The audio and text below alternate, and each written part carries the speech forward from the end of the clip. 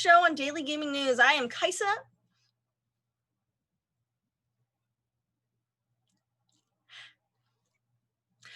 Mine's pretty good. Oh, apparently, I can hear you. Maybe OBS has muted. Oh no.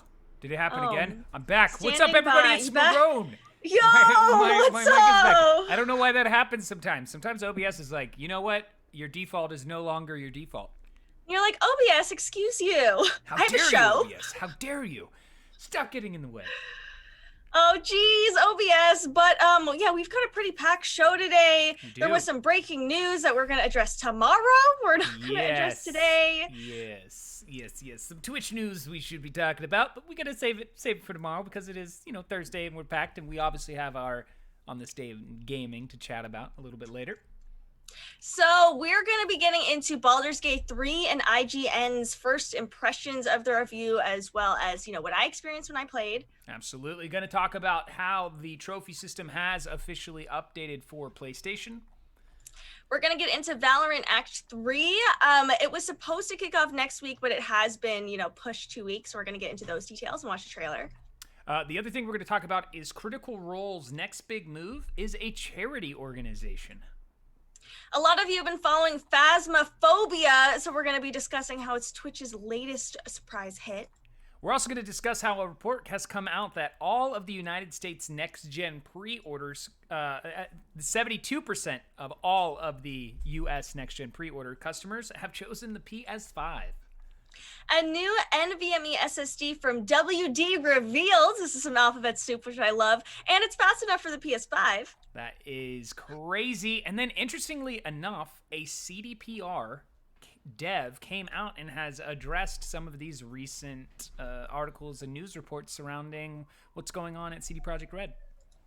And, of course, as always, what's in the mug? What's in the mug? Make your guesses. Slide them in the chat. We hope you're all having a wonderful day. Could my volume be louder? Of course I can be louder. How about that? Does that make me louder? Is that good? Is mine good? Is ours good? Ready to go? Off to the races? Better be. Better be. Better be. With our Baldur's Gate 3 early access impressions.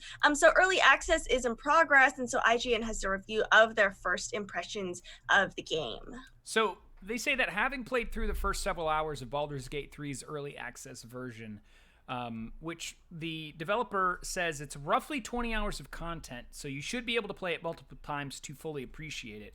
IGN says they can tell you that it already has probably the closest a single-player game has come to emulating the experience of Dungeons & Dragons in a live group. The verbs one can call on at any given time, jump, climb, lift, throw, and so on, allow the player to do exactly the kind of clever but ridiculous things they would ask a human dungeon master if they can do. It harkens back to 90s adventure games in that regard as well, which is awesome. Rather than the simple no you would get from most RPGs when you can ask if you can skip a combat encounter by blasting your way through a residence to create a side path, Baldur's Gate 3 will tell you to roll for it. And this flexibility allows each playable class the chance to shine in ways they normally wouldn't. For instance, an Elven Wizard always has a spell prepared that triples the target's jump distance. While this would be a very situational ability in most games, and not worth really spending a spell slot on, in Baldur's Gate 3, it can allow you to reach hidden treasure, gain a vantage point, and to rain down destruction. High ground does give you the advantage on attacks, and even get the chance to bypass obstacles entirely by taking to the rooftops.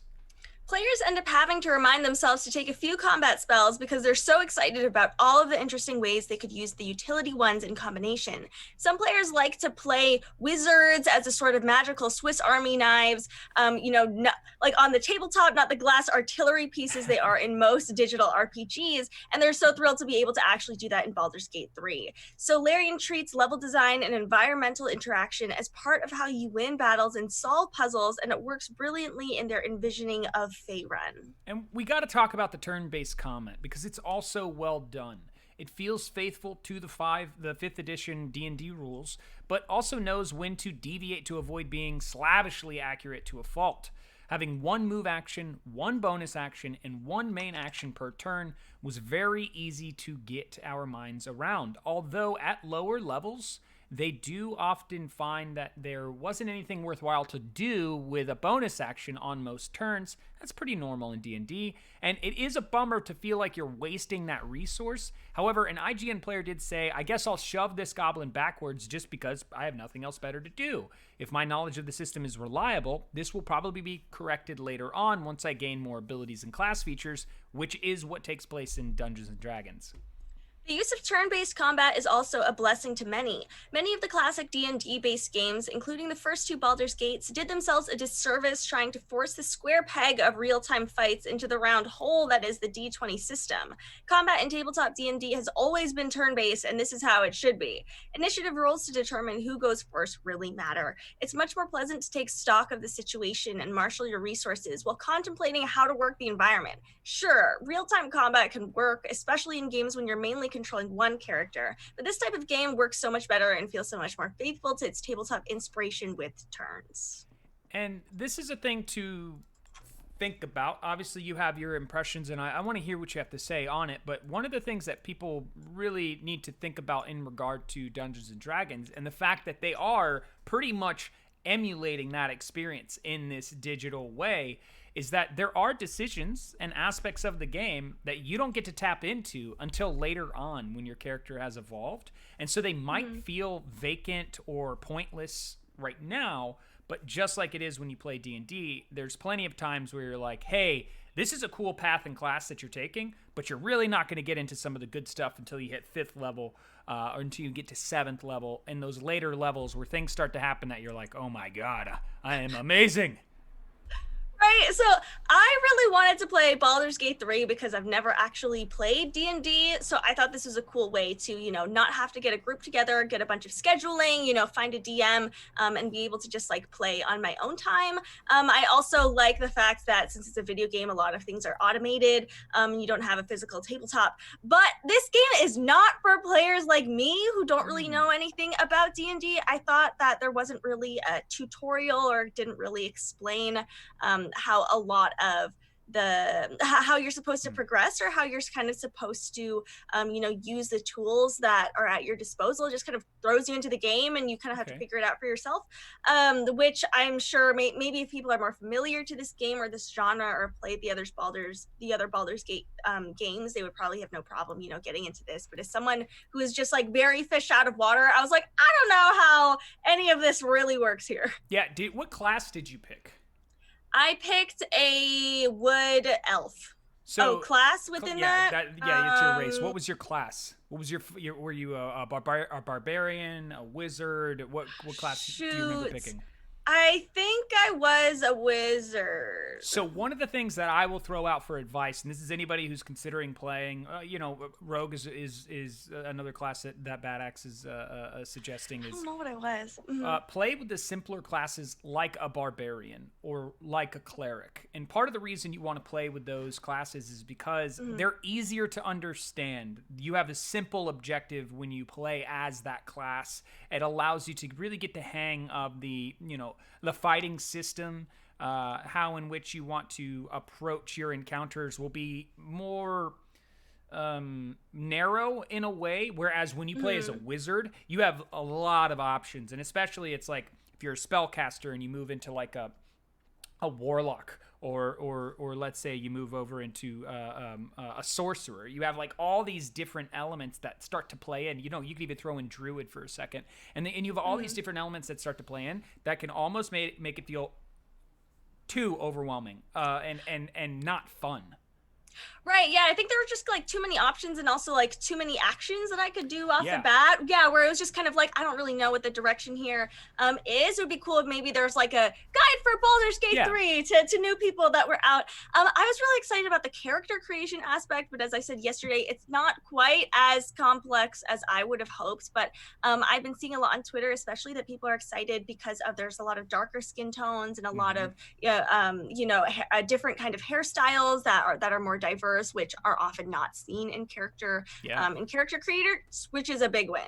100%. And for Dungeons and Dragons, one of the things that's even happening with Wizards of the Coasts, they're addressing a lot of things within, these races and these creations and making their system, feel more diverse as it's a subject matter that's pretty prevalent in today and needs to update in, other media formats, including Dungeons and Dragons. So I think that is a great aspect. I would say, if you haven't played D&D and you would love to play D&D, as someone was mentioning in the chat, Baldur's Gate 3 is worth trying out, but just accept it takes a learning curve to get to the place where you might be, enjoying it, just as it would if you were jumping down on a tabletop session with a dungeon master.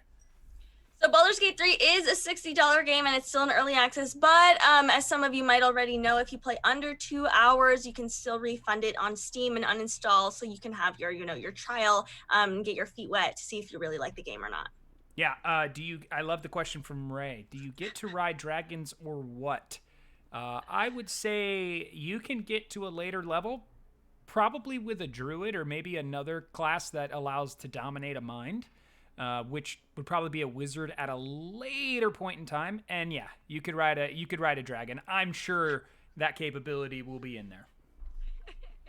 I feel like it's gotta be. I mean, right off the gate, I thought they did a really good job with a lot of the design of the environment, of the the ship you're on, the kind of like mind flayer, and in it there's all these like pods and it was kind of like alien-esque. I think they've done a great job with like the monsters and the creatures. Those illithids are ones that you really got to look out for when it comes to that type of storyline and experience. And Ray, there's no such thing as a dumb question in Dungeons and Dragons or anything tabletop related. Part of one of the experiences of D&D you accept early on is someone's gonna ask, can I do this? Could I go do that? Could I do this? Could I go do that? And then it's pretty much a lot of, yes, you can. How in which we roll for you to get there is part of the process in the learning curve. So our next topic is about PlayStation and the PlayStation trophy system as it is getting updated. This is a long time, overdue process. I think all of us PlayStationers could agree. So they finally announced the plans to update the PlayStation trophy system in a way that'll make players' trophy levels look much more impressive than they currently do. Now, the new version of the trophy system rolling out in North America will scale up trophy levels from the current track that caps at 100 to a new range that instead caps at 999. Now, players will have their trophy levels bumped up to match the new scale with no effort required on their part. So don't be surprised if you do hop on and suddenly see a much higher trophy level. If you're unfamiliar with what your trophy level is, it's the number with the star-shaped badge next to it above a percentage bar when you're looking at your trophies menu. It takes your total number of trophies earned into account and looks at what the spread of your trophies is from platinum to bronze, and then gives you a score to show how well you're doing compared to others. These scores typically look pretty low compared to how many trophies you have because the scores only go from 1 to 100, but that won't be the case for much longer. Because this new system goes from 1 to 999, and it's going to remap your trophy levels accordingly. And Sony has given an example to say that if you're currently at a trophy level 12, then you're going to be bumped up somewhere to the low 200s. Trophy levels will also be calculated more quickly now. Players will be able to move through the lower levels faster than before, and you should see trophy levels go up more consistently instead of seeing the same score for a long time. And one of the things that they wanted to focus on was that you can better show off your trophy levels because Sony is releasing a new set of trophy level badges to correlate with whatever your score may be. And those ranges from those trophy level icons can be found along with a preview of what it would look like here in this video as they're showing it, which goes from bronze to silver to gold, and finally that coveted platinum status that gives you a PlayStation icon. So the trophy level icon ranges are from 1 to 299 is bronze, from 300 to 599 is silver, from 600 to 998 is gold, and platinum is level 999 only. I love it. I think this is a great update to happen. I always felt like the trophy system was behind with the achievement system that Xbox has. One of the things that I love on PC, especially on Steam, is that you have the the unlocks that you can start to attach to like your account, like the different banners and things like that. You don't really get that as much with these consoles, but now that they've finally like broken this down in a way that just feels more like of a bigger status symbol, then those trophy hunters out there will really, really make their way into focusing on this more and maybe not feeling like it's like a waste of time. Right. I think it seems more fun. It seems a lot more active. They said that, this is going to update faster as well. Your trophy level is going to change a lot more, because there is a wider range there. For me, in Steam, I never used like the leveling feature. The other day, I was like, wait, should I unlock all these things? I don't know, whatever. And it's not really a thing that I use, but I could see how it's super fun, especially among friend groups. I love going on to other people's profiles or like my friends' profiles and like seeing what games they've been playing recently, how many hours of playtime they have in some games. I think is a really cool feature. I think this is fun. Good job, PlayStation. 100%. It was one of the big bummers of jumping from Xbox because I was that individual that was enamored with PlayStation up until the PlayStation 3 and the Xbox 360 and made that slight shift. The thing that I'll say in regard to this was like, I had so many achievements over with Xbox that when I jumped to PlayStation and I saw the way they did their trophy system, I wasn't drawn to like having that achievement status. But now that I see this new system in action, and especially with the PlayStation 5 right around the corner of release, it's going to be pretty cool to be maybe shifting focus on like, I want to get these trophies. I want to show those numbers off. Right? I feel like I want to get some trophies, or I want to, be a higher level. Thank you so much, Ray, for gifting us up to Crispy, by the way. Thank you so much. Especially, as I stream with my new PS5, whenever I get it, be like, oh yeah, look, I'm $9.99. I'm platinum on here. Look at me. Look at my numbers. Yeah. I'm flexing. It's cool. That's a big flex right there. Now, something else to talk about is our next story, which is something a lot of people were excited about. But as Kaisa mentioned at the top, this has been announced that this has been pushed back, is that Valorant's Act 3 is coming out now a couple weeks, and they have a new map as well as a new agent. So the original story that we had, which has now been updated, was talking about Valorant's Act 3 featuring a new map and agent, although players were originally going to have to wait a couple extra weeks for the latter. The new map is named Icebox, and it's pretty much exactly what it sounds like. It's a frosty battleground set in and around an abandoned Arctic research station. So Riot Games did announce today that it's going to be pushing back the launch of Act 3 and the agent by 2 weeks. And they did reveal that the detailed changes headed to the game, which detailed the changes headed to the game when Act 3 launches. Currently, there is an unnamed agent that was supposed to launch alongside the new Act, and it's going to arrive on arrive on October 13th. But since that's been postponed for 2 weeks, what they have shown is this Icebox map. So moving Icebox up from episode 2 does come with a trade-off, explained Riot Games. They said that we'll be delaying the release of our newest agent for 2 weeks, which is one patch cycle, after the start of Act 3. Delaying the release of a new agent allows us to better handle any issues that might emerge when launching alongside patch 1.10. Riot Games then added that the delay will also give the developer and its team more time to resolve potential bugs and exploits that might occur with the launch of Icebox. They said we want to be faster when it comes to resolving any issues or exploits, and I think that they have to be really fast on those because the whole point of Valorant is you can't cheat and you can't have exploits in the game. 100%, because they say that this delay gives our team some breathing room to make sure the current agents play nice with the new map before introducing another variable. Now, the new agent will instead launch on October 27th alongside the scheduled patch of that 1.11. Although Riot has remained tight-lipped on that upcoming agent, the post did feature the image of the female agent decked out in this Rambo-esque military gear with green flames in one hand and a glowing bird in the other. Which is super cool. So this map is called Icebox.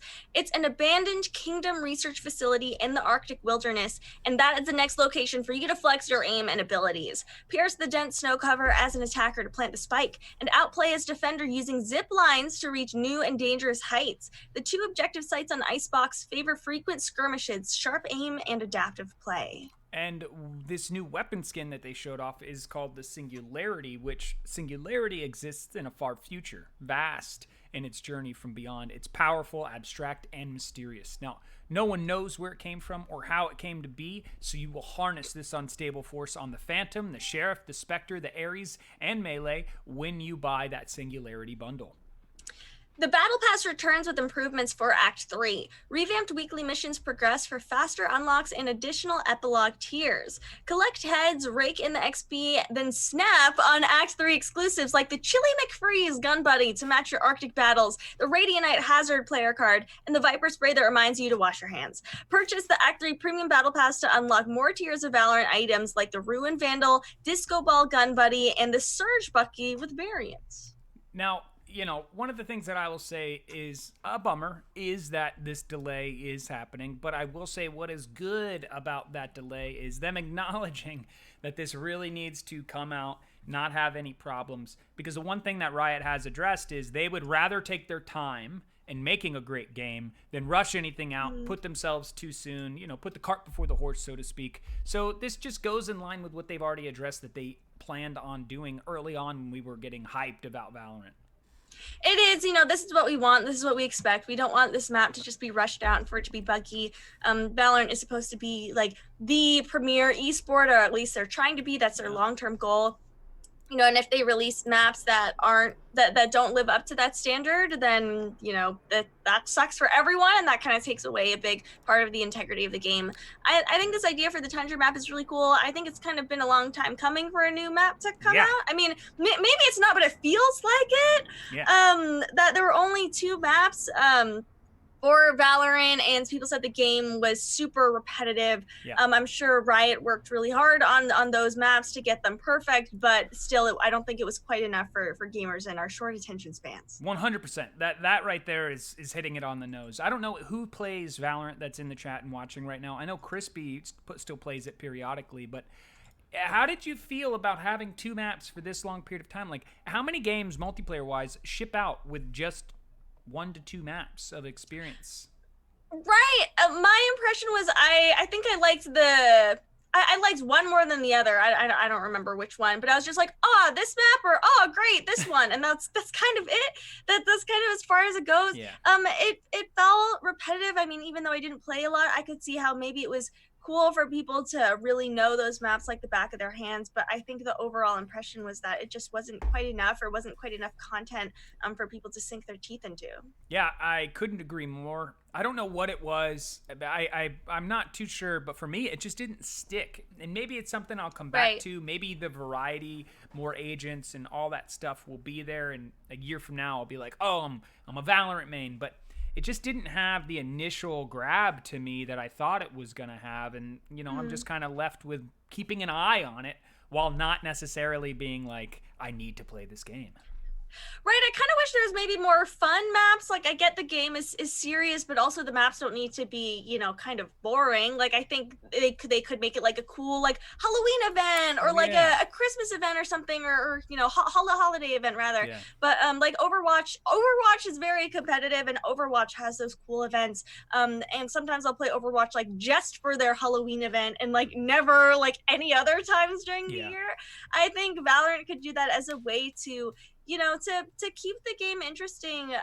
You could say that maybe 2 maps are enough. Ray says, to be fair, you can pick 1 or 2 maps on COD Zombies that are your favorites and just play those and never learn the others. But I guess at least you had a selection versus like only having the option to play these 2 and nothing else. You do have the benefit of the waves of enemies always coming at you, and the weapon variety types that are there that you don't have to like grind to earn money to buy for the next round.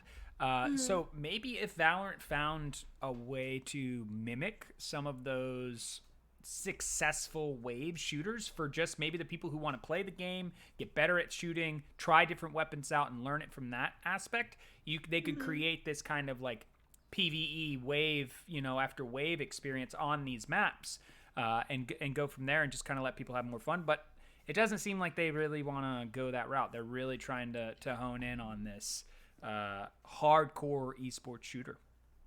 And maybe that's why it hasn't really captured my attention, or I'm never really itching to play Valorant nowadays, is maybe because it's too utility. There's too much focus on utility. Or it's kind of like when we were joking about Roblox yesterday, and like the ultimate FPS is just like clean lines, like nothing crazy, nothing fun, pixels only. You know, you're only a true gamer. I think like Cake actually didn't you do a presentation on that, or maybe it was you that was like true gamers have only polygons that they shoot at, something like that. I think it was Cake. Yeah, that was one of those moments where you're just like, that was really funny. We've advanced. Yeah, so I don't know. I mean, Valorant seems great. I'm glad there's a new agent. Just for me, I don't know, the fun factor's quite not there, but who knows if that's going to be the case for a while, or you know, they're going to, you know, pull a lot of people back. Yep, and they may just honestly go the way of Counter-Strike and it take a few years for it to grab that attention of mass appeal and become that well-recognized shooter. Who knows? I'm happy to keep, you know, looking at Valorant as a potential, but it until it moves out of that place, it is still one of those things where it's like, maybe there was too much hype for this game. And I think that's something that is always a concern with any developer. You know, Sean Murray over at Hello Games for No Man's Sky addressed that all the time. Is like, when there is too much hype, there is this chance of just losing any momentum you could have had it just had the slow build that you wish it would have.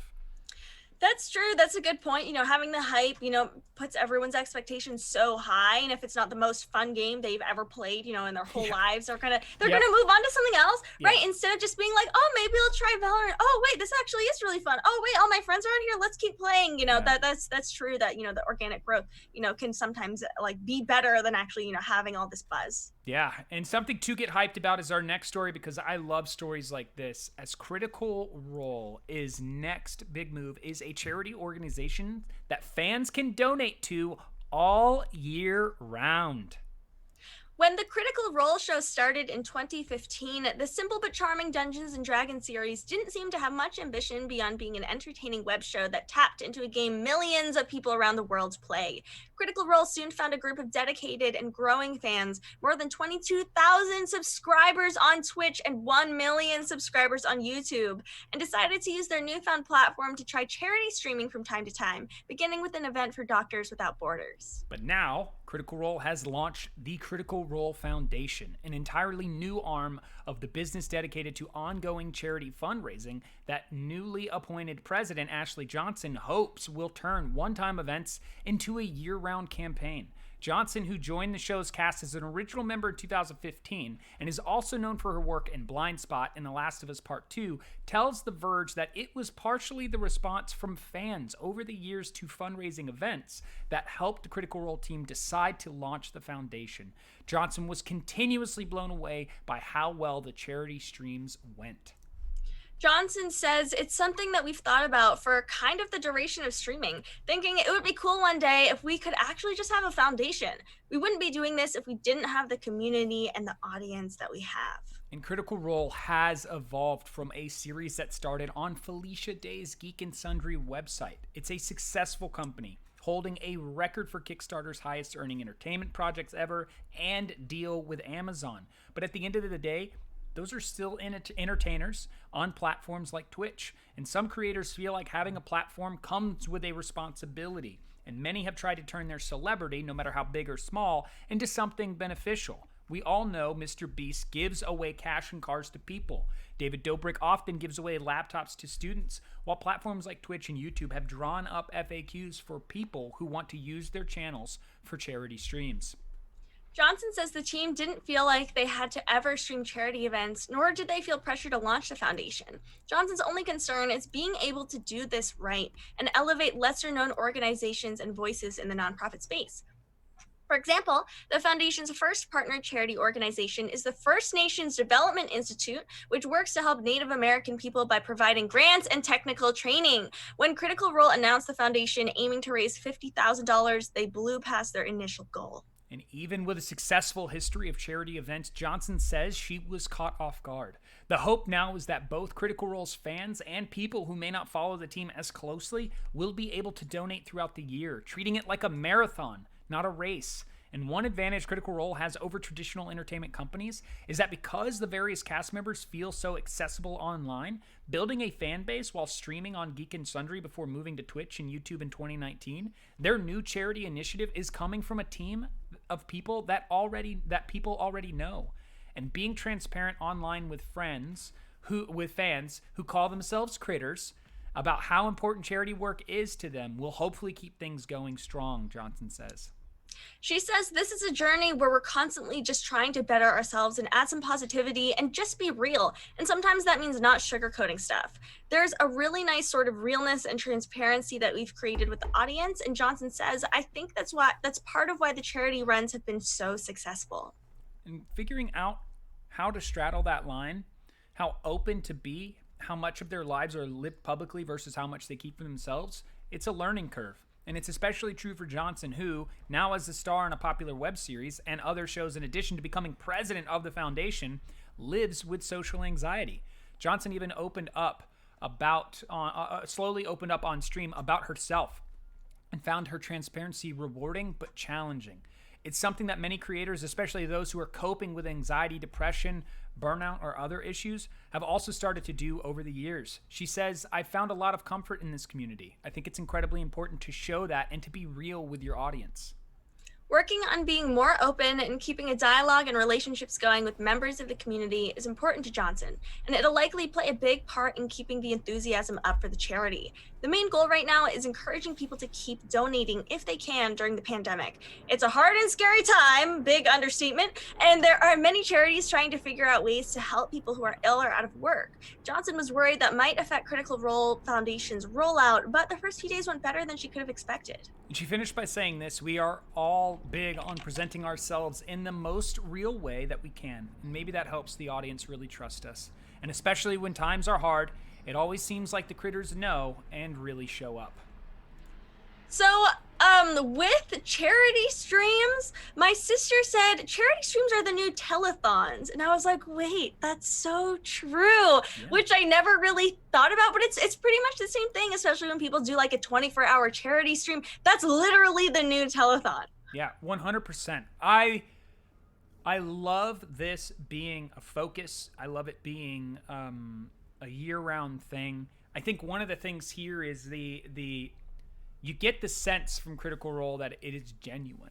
You get the sense from someone like Mr. Beast that it's genuine. I think there are people out there that do the donation or charity thing, and they just do it as a means to maybe get some attention, and they don't mean it. It could just there's a lot of reasons why that can be, and I'm always an individual who's skeptical of what is your purpose behind this. Are you really genuinely trying to help people out, or at the end you're like, hey, we're taking half the donations, and you're like, wait a second, what? I'm confused. This doesn't feel like a publicity stunt at all. It seems like they really care. It seems like they really do want to support these charities here. I wonder if, since this is a year-round thing, I wonder if it's going to be as popular, I guess. When I think of charity things, I think of Dr. Lupo had a massive charity stream a few months ago, or it felt like years ago. Yeah, Dr. Lupo does great stuff, and I remember in school we would always have the Relay for Life for the American Cancer Society. Yeah, and it was like a big annual thing where every year, every year, and it was kind of a social thing. Honestly, it was like, oh, like you're not. Why aren't you going to Relay for Life? Like everyone's going. What's wrong with you? Yeah, and so I wonder, if this is a year-long thing and not like an event, if it's going to be as popular or as engaging. But I think it's great that they're doing this. I do too, 100%. And something that Johnson said that I think is a place for dialogue is that transparency. That transparency. If you're an entertainer and you're in these chats with your viewers, or you're in these game sessions while people are watching you, if you're struggling with stuff, trying not to present yourself as if you're not suffering it's inauthentic, right? We all go through it and we all have it. It's scary to be like, hey, I'm a human being with thoughts and emotions like you, suffering, while over here it looks like I'm having the best time ever. But the moment I unplug from this stream, I go back to this suffering, and none of you know about that. But the fact that she's said and encouraging others to do that, to have that type of transparency, I want to see some of these these bigger streamers really start to catch on to that. These other entertainers who use live streaming as a platform start to recognize, like, we are human beings that aren't always in a state of happiness and joy, and the world is beautiful, because look, right now we can see that it's not. So reaching out to your audience in that way is a way to connect with them on a bigger level than just, oh, hey, thanks for being here and donating to us, Right, and I think that we're increasingly seeing that, at least on Twitch, with Dr. K doing streams, and having like live therapy sessions with streamers, which I initially was like, would these streamers really open up like on their live stream? But a lot of them have, and really do want to, talk about, parts of their private lives that might affect their stream or come into their stream. I know a lot of people, or a lot of streamers and viewers, they feel that, if a streamer is being inauthentic, they can kind of tell. Or, there's a streamer who was saying that she was on stream and she was all like happy, and I think she was like smiling and everything, and her chat was like, are you okay? Like something seems wrong, they can really, see that. And I think a lot of people feel more connected, knowing know like they care about streamers care about viewers, and to kind of have that more I guess human part of the entertainment that is live streaming. I think there's a saying that I heard growing up, and one that other people have a different way of saying it, but it's like, sometimes you never want to meet your heroes or the people that you look up to, because the harsh reality is what you actually see when you meet them in person. And I think the more we address this subject matter of, a year-long charity organization matched with complete transparency from entertainer to fan, it's a wonderful combination for success. Not just for the charity organizations, but also for the viewers, also for the entertainers, for everyone that surrounds it. It creates a space in which hopefully we start to shift our behavior as a society, and we use these little pockets of I don't know, publicity or social gatherings, whether they happen on a stream or they actually happen in person when it's safe to do so again, that it starts to have this like ripple effect where like the gaming industry has this chance of having this more embraced transparency community approach to how we interact with one another. And you start to see people who may not be gamers start to go, hey, look, I'll just join your community because I like how you guys accept me and I can be myself around you. Right. I think honestly, that's a lot of how, like social groups in gaming start. They're like, oh, well, I don't know. There's no one in my real life that I can really open up to, let's go on the internet. I find my friends on the internet, and end up playing a lot of games and getting in that safe space. But a space that's not so safe is what we'll be talking about next. No, this game, I guess, is getting all the hype. I watched a few segments of it and I was like, I gotta play it, because Phasmophobia is this terrifying online co-op ghost hunting game, and it is Twitch's latest surprise hit. Looking for that true-to-life ghost hunting experience without needing to face the true horror of leaving the house this Halloween? Phasmophobia is just the game for you! The latest Twitch streaming star, where it's currently one of the most watched games, Phasmophobia lets you and 3 friends hunt a twisted menagerie of spooky ghouls, ghosts, and demonic ne'er-do-wells. So Phasmophobia comes from the developers at Kinetic Games, which is currently being streamed to more viewers than Call of Duty Warzone, Genshin Impact, and Among Us, and has had a weekly average of over 80,000 viewers according to Twitch Tracker. That's verging on FIFA 21 viewers. So how come this online co-op is surging to the top of the charts? It's probably the fact that the game is just simply excellent at what it does, scaring the bejesus out of you.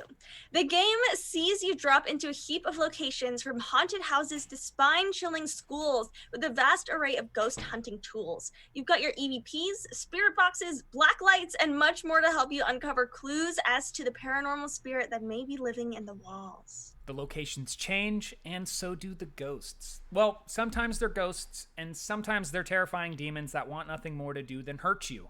And your job is to face the fright. Use all of your senses and tools to determine which particular paranormal poltergeist you're dealing with before getting the heck out of Dodge in your van. Now, every ghost hunter has to have a van, if you didn't know. It's also fully virtual reality compatible, meaning those ghosts can be right up in your face. But perhaps the most innovative feature of the lot is the built-in voice recognition. Not only will a visitor from the other side know when you're speaking to your fellow ghost hunters, it will also listen out for keywords or phrases. Some tools may require you to ask the spirit for a sign, just like you've seen in your cheesy ghost hunting shows, or perhaps a particularly demonic energy will be angered if you call out its name. It's frightening, eerie, surprisingly in-depth, and only a little rough around the edges in VR. For $13.99, it's a great pick this spooky month.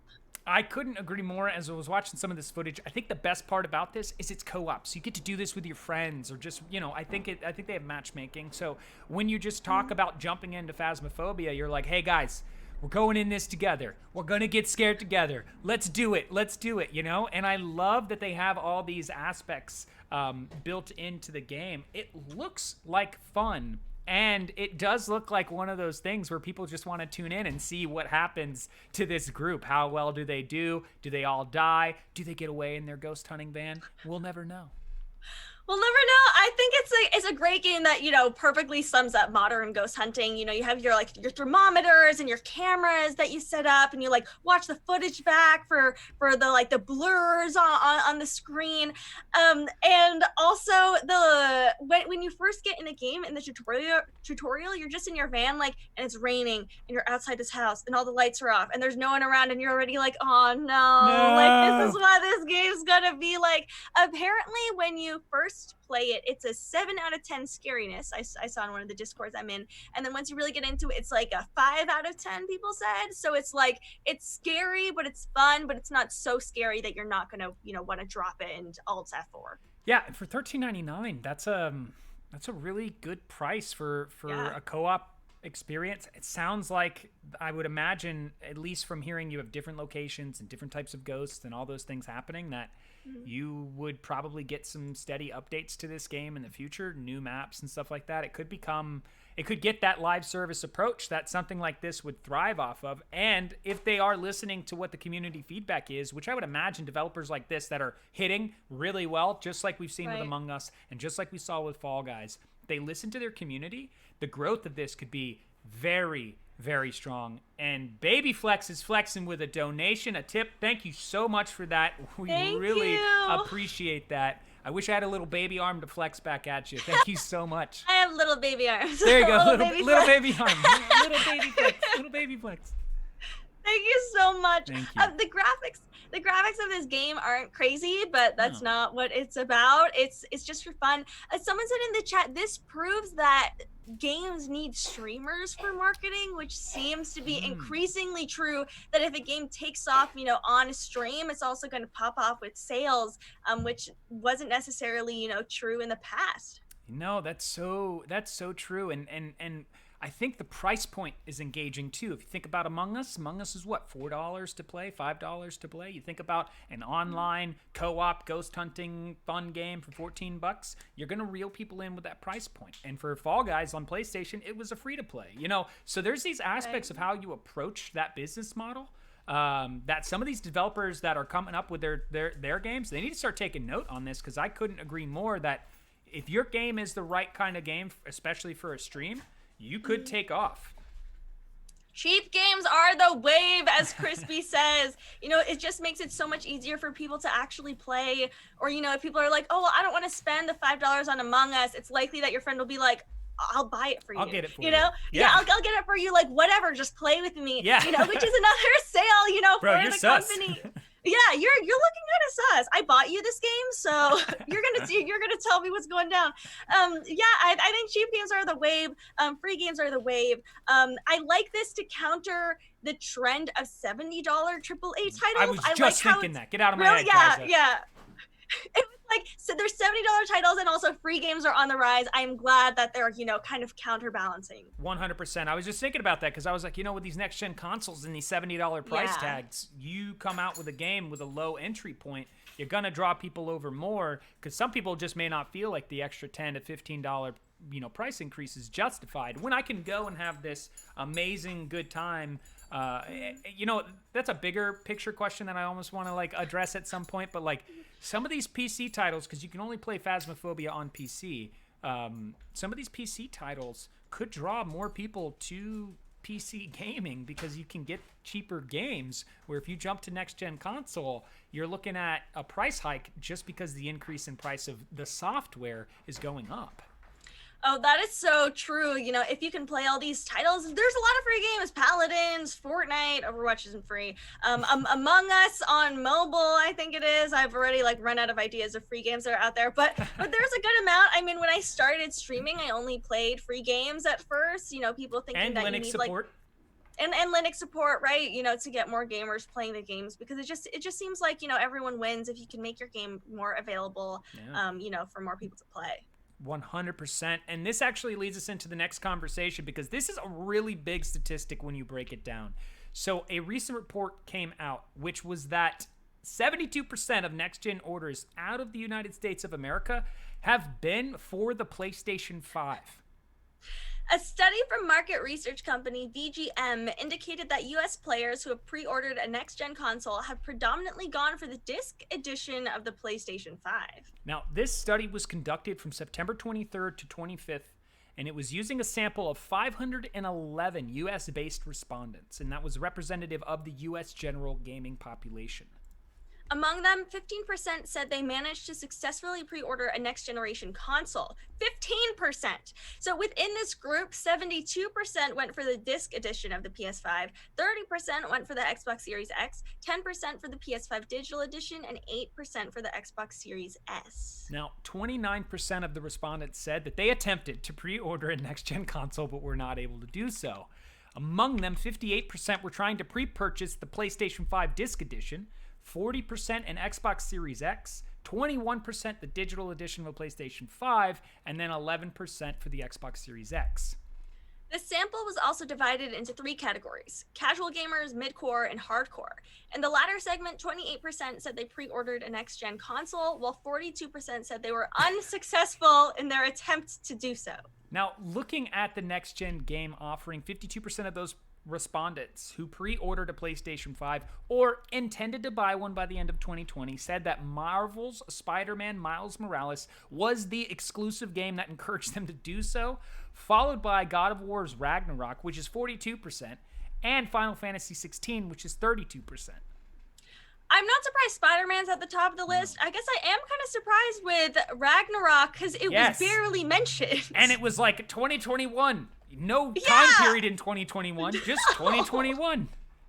For the Xbox Series X and S, Halo Infinite was for 45% of the respondents who pre-ordered or intend to do so by the end of the year. So they said that Halo Infinite was the exclusive game that motivated the purchase decision, even though it's not an exclusive game and you're going to be able to play on PC. It was followed by Fable at 26% and Forza Motorsport 8 with 24%. Now, when you look at non-exclusive titles, what they showed was that 45% of the respondents who pre-ordered either of the upcoming consoles, or like we said, intended to do so by the end of 2020, said that Black Ops Cold War was the title that motivated their decision, and followed by Assassin's Creed Valhalla. The overall reasons for choosing a system over the other weren't surprising. 45% of the interviewees who were leaning towards the PS5 said it was able to play its exclusive titles, while 42% of those interested in the Xbox Series consoles said they wanted to be able to sign up for its subscription programs such as Game Pass. This is where we were having this in-depth conversation on PlayStation's in the lead. They're doing great. And then this Game Pass move came out, this acquisition of ZeniMax came out, and when you really look at that number, of course it's a study. You look at a small percentage and then you ramp up the numbers and you give that as a general, understanding. So it does have that element of like, how accurate is this? What it does show is that Microsoft is very much in the conversation, and they have approached this next gen cycle with what I think has been surprisingly intelligent by them. They have, and it seems not a secret agenda, but they weren't outright saying like, it's not about the console, it's not about the games, it's about the Game Pass. But it seems like over the past few months that's been really revealed, and that's been really solidified that they are about the Game Pass. So it's not surprising to see that's why people wanted to buy an Xbox Series console over the PlayStation.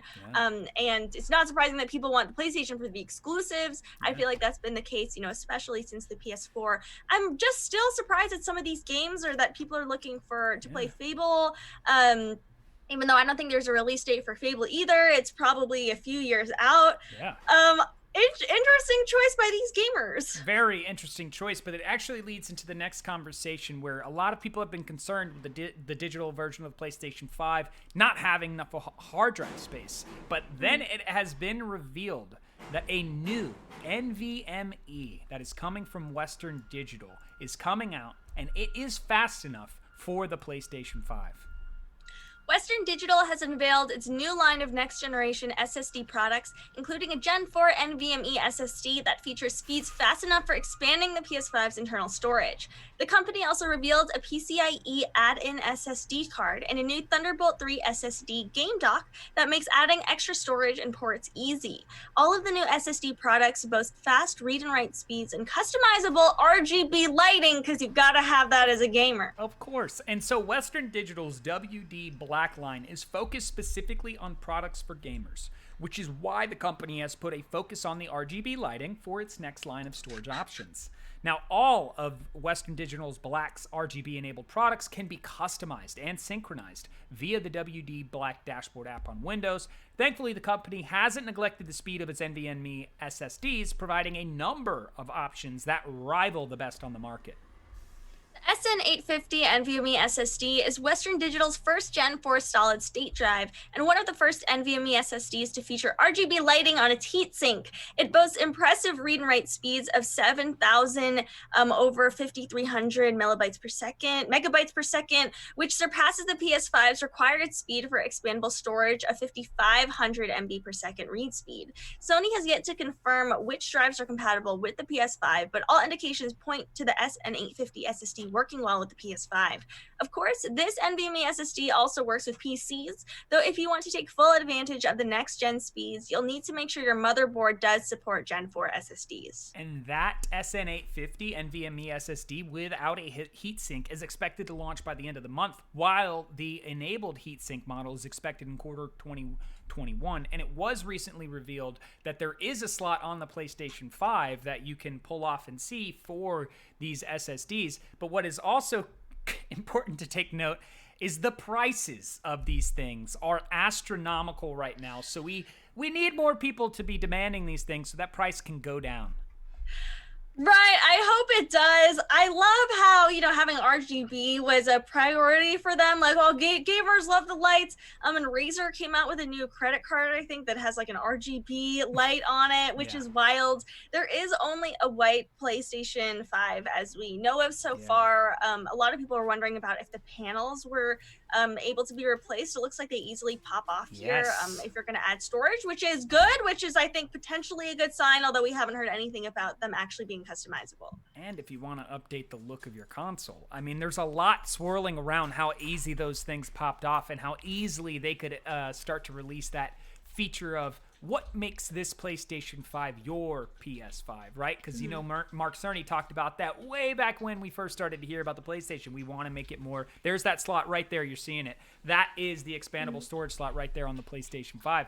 So, they've got all these options coming out. I think they are recognizing what needs to be fulfilled for the generation of people considering, do I go into PC gaming, or is console gaming ever going to match PC gaming? They're really getting, into that space, but there is still something to be said about that high price point that is coming along with some of these decisions. There is, and I hope they do make it clear, how to expand your storage, because Xbox has kind of, made it dummy clear, I guess, where you have to buy, their expandable storage drives, which are really expensive, versus being able to buy your own. But I don't want people to accidentally be buying the wrong thing if they get the wrong specs, if it's not actually supported. Yes. I just watching this video, I love how the PS5 kind of looks like how people take apart their own PCs, because usually consoles, you're not really supposed to go in there, you're not supposed to open it up, but it seems like the PS5 is kind of built for that. That is true. One of the things that I think that they haven't really come out trying to address too much is like what you were saying is I feel like they're still leaving a lot up for interpretation of what is going to be useful or what is going to be usable and what aspects of, customization they're going to go into. Sony really has this approach to what it does without a through line of clarity. Yes, it doesn't seem to be super, clear with what's happening there. As Ray says, you could just pop off those panels and spray paint it black. I'm sure you're going to see a lot of things on Etsy where people are doing like custom designed, Yes. panels. People have done that with the Switch. People have been going crazy with customizing their Switches, which I don't know how they do it. I'm too scared to, try to DIY anything myself with that. But Yeah. I'm sure there are more professionals that will be able to do that for you. 100%. We do only have a few minutes left on the stream. Hola, Mena, how are you? Welcome, welcome. One of the things that I do want to just jump into is, of course, Thursdays on this day in gaming. So we're going to move the CD Projekt Red story, which a CD Projekt Red developer has come out and addressed a lot of these reports regarding crunch culture over there and some of the commentary coming from it, which we really want to jump into. And that recent article that just came out maybe like 20 minutes before we went live, which is addressing some allegations regarding Twitch employees and things around topics that we've been pretty active in communicating about. But since it is Thursday, it is Throwback Thursday. We've got On This Day in Gaming, and 28 years ago, on October 8th, 1992, Mortal Kombat was released. Can you believe it? And that is Mortal Kombat in the arcade. This isn't a Mortal Kombat on console. No, this is going to the arcade, throwing in some quarters, picking from a total of like 8 characters, and falling in love with probably the most iconic fighting game that's ever come out. And Mortal Kombat is still going strong with Mortal Kombat 11. There's already, a lot of announcements. 16 minutes ago, Warner Brothers Games announced Mortal Kombat 11 Ultimate. Like, they're still pumping out content for Mortal Kombat 11. If anyone went to their booth at one of the conventions, it's so hype, and this game is still very much alive today. It really is, and I think one of the things that Mortal Kombat did was they took that adult approach to combat, with the blood, with the kill, with the fatalities.